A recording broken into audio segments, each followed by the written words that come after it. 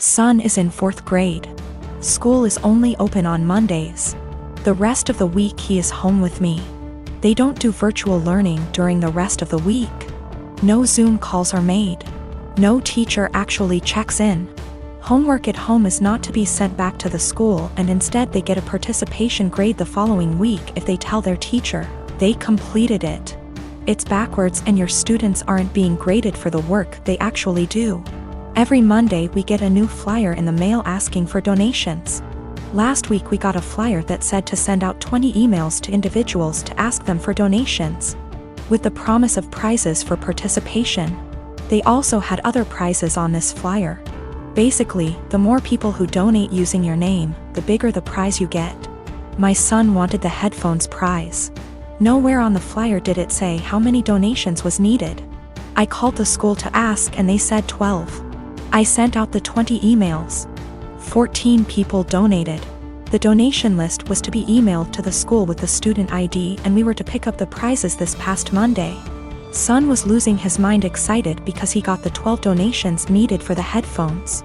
We walk in and they proceed to tell me and my son that he did not qualify for the prize because in order to be eligible, you needed to get those 20 donations. Apparently the prizes for donations started counting after you received the 20. They turned damn near every student away, not just my kid.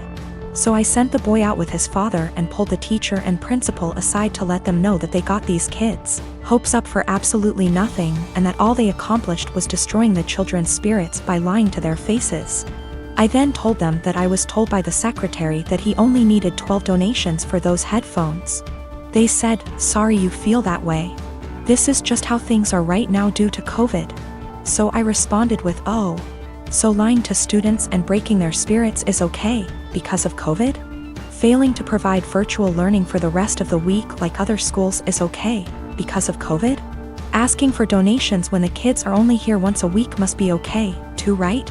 I then walked out.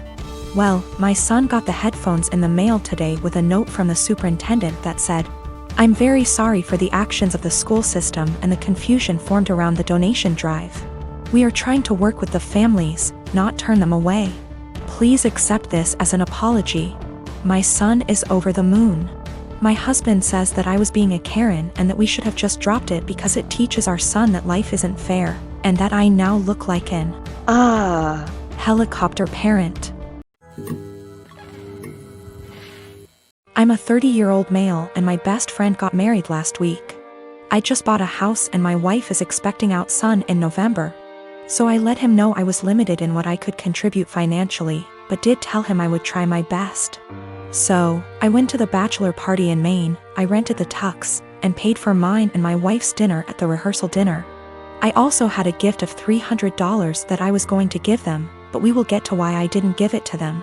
His now wife, then fiancé, texted me multiple times a day with updates fine. I didn't always respond, and it got to the point where if I didn't respond at least once a day, I'd get a call from my buddy. I have a full-time job and am redoing some rooms in my house, so I'm busy. She texted me for the following reasons. 1. My wife was not allowed to talk about our pregnancy at all. She didn't want anyone to focus on that more than her, the bride. 2. She was not going to order special food for my wife. No one asked her to. My wife was fine with whatever she was going to be served. 3. I was not helping the groom enough. He had to help her with favors, seating charts and programs. So I had to help him with those things, according to her. She also said to get ready to help with thank you notes after the wedding. 4. She said if I was a true best man, I would offer to pay for the bar bill. I don't even know what that means. 5. She had to read to approve my speech before the rehearsal dinner and wanted to be included as much as my buddy. She told me to make up things if I had to. I was also not allowed to include anyone but the two of them, and no inside jokes or stories about my buddy that didn't include her. 6. Her last text said to tell my wife to keep it together and not make a pregnancy scene during the wedding. Also, she wanted her to choose a dress that downplayed her pregnancy as much as possible. I was just so aggravated. I spoke to my friend to see if he could reason with her. He told me to just play ball on this one. It's her day, and to cut him a break, because he'd be dealing with her nonsense for the rest of his life. I was annoyed but calmed down. The day of, all the bride and my buddy do is scold me, berate me, and bark orders. I head down to the bar for a drink. The bride's mother is there and warns me not to get drunk because I've ruined her daughter's day enough. I didn't give them the card with the cash, and in the speech, I used my friend's exact wording about having to deal with her nonsense for the rest of his life. I wished them the best and told him I'd always be there for him, especially during the divorce. My husband Derek and I have been married for 3 years, together for 7 total. Several years ago, about 6 now, I guess, I worked closely with a male coworker, Paul, that Derek was never fond of. Paul and I never had an inappropriate relationship. Derek's jealousy wasn't completely out of nowhere. I get why he felt that way. Those couple years were a perfect storm of relationship stress. I was working long hours. We were living apart after trying and failing to move in together. Our relationship was still fairly new. And then you add in a handsome coworker I had to spend long hours with and saw more than my boyfriend at the time. Paul was the source of several fights. Again, we never did anything that wasn't completely kosher. Eventually I told Derek he needed to trust me and get over it, or we were going to have to break up. He said he would stop worrying, and for the most part things were good. When Paul transferred out of state a few months later, things were really good. There were no worries at all, and our relationship has been amazingly strong ever since.